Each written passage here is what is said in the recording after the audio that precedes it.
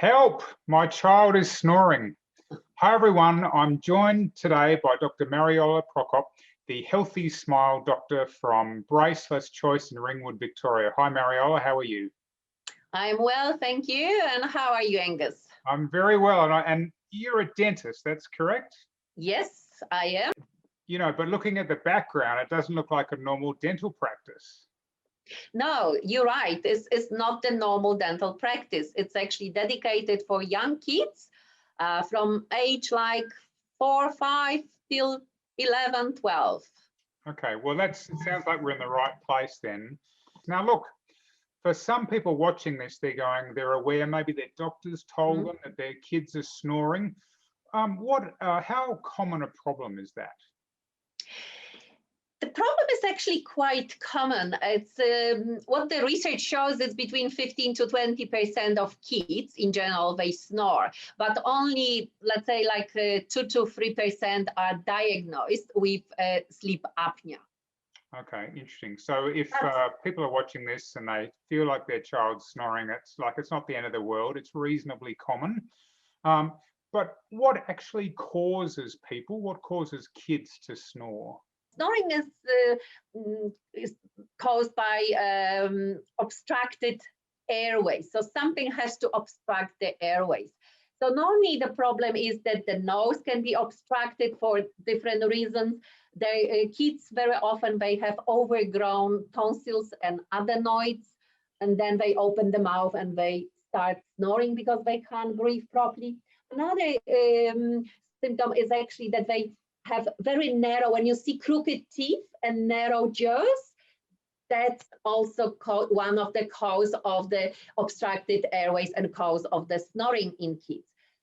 Very often poor muscle tone, allergies like asthma and other allergies to food or like hay fever, because everything affects the airways, so the potency of the nose and the back of the throat.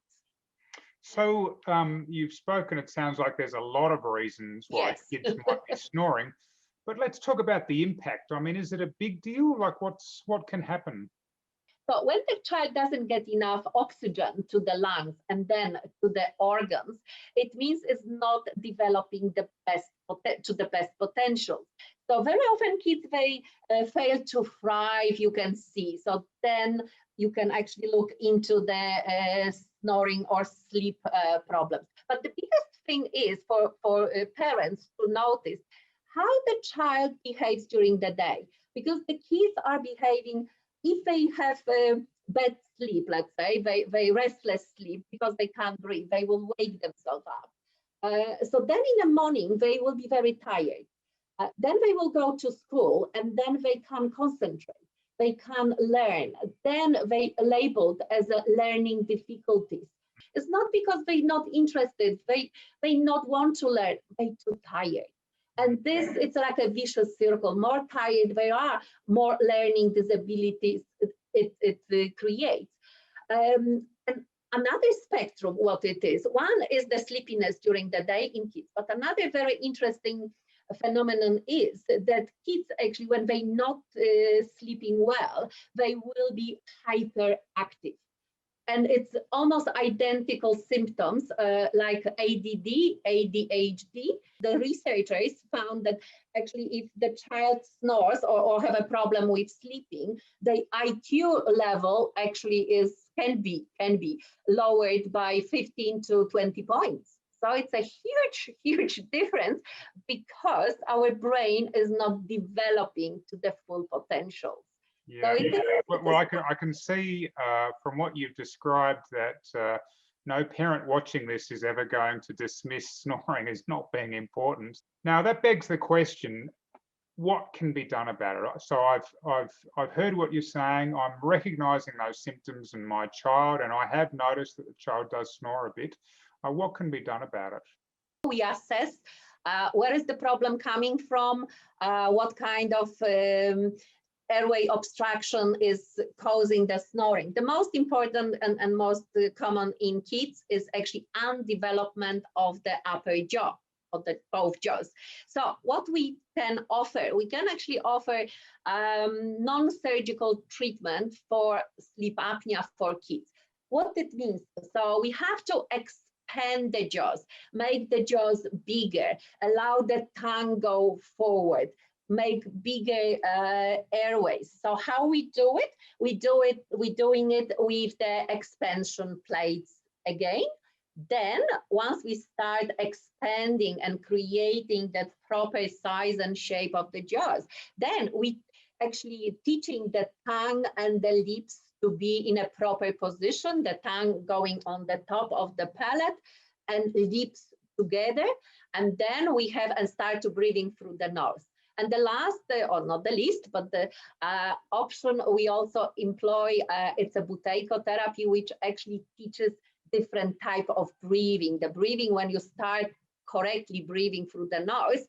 So is it, I mean, it sounds quite comprehensive. Is that, I mean, is it painful for the kids? No, it's actually not painful. The plates are very easy for little kids to use and to wear. We use very slow expansion, so they don't much feel the expansion as well. And the exercises, we try to keep the fun with the exercises. As you see around me, everything is about fun for kids. So all exercises are try to be fun as well. Well, I remember my nephew when he was a kid, he had some developmental issues with his speech, and he used to go to hands gym. So, you know, he thought he was going for something fun, but actually that was helping. And I just from the look of your practice and so on, and what I know from visiting there, I'm sure it is actually something that the kids probably quite look forward to coming. Yes, we have actually, we call it tongue gym. Oh, well, so there we are. For the tongue. Fantastic. Yes, that's exactly what it is. Mariola, if people want to know more, how can they find out more? I would suggest to go on our website. There are lots of information there about snoring, about kids sleeping, grinding. So the website is bracelesschoice.com.au.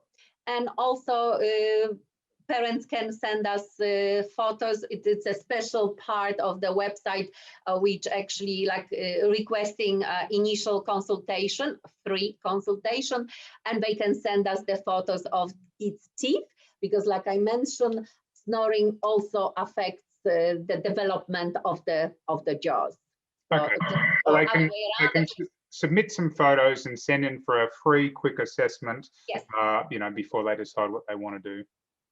And they can put some little comments if they what they worried about, what their main concern is as well.